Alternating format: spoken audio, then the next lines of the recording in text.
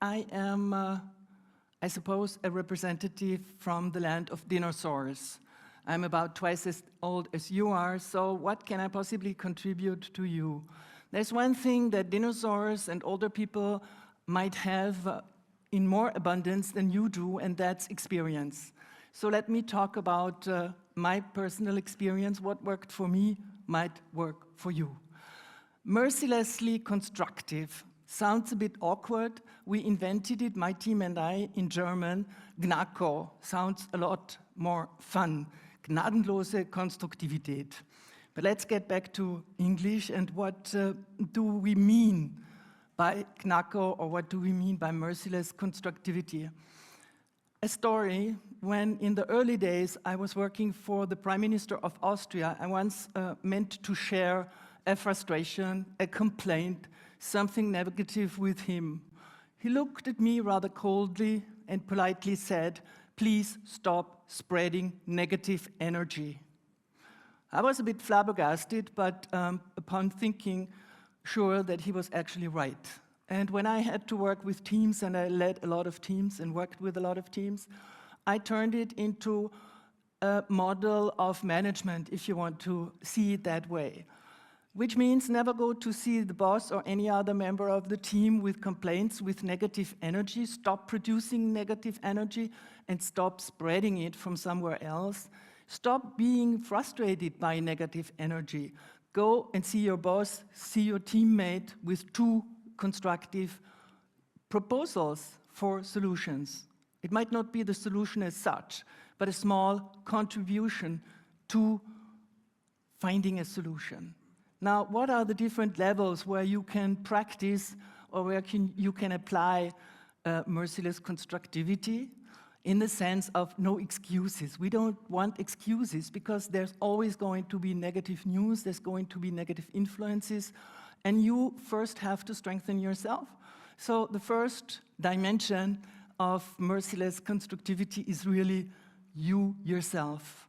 You want a powerful antidepressant, you want intoxication repellent for yourself, because you will want to be among those who build, among the architects, among the builders, among the doctors, the nurses, the caregivers, the explainers, the encouragers, and not among those who walk in the sand in the morning and walk into the sand castles that have been built the night before.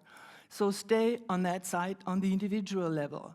But then the second dimension of constructivity is really the team. When you are part of a team, then you have to mobilize collective energy. You have to turn your head towards the future and not dwell on the problem. You do not want to administer or cultivate the problem. You want to provide a solution or contribute at least to the solution. So that really changes your mindset. And believe me, it is contagious. There is something contagious in fending off negative influences. And that works and makes a team more interesting and also a better performer.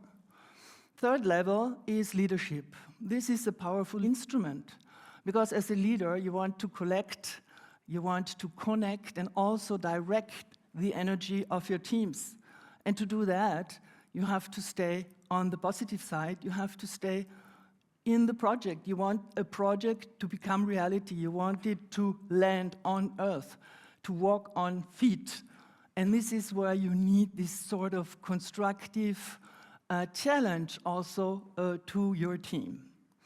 Now, where can you practice this? You can practice this, as you have imagined already, anywhere, anytime, with anybody, with yourself, with your neighbor, with your teammates, and your boss. Don't forget the boss.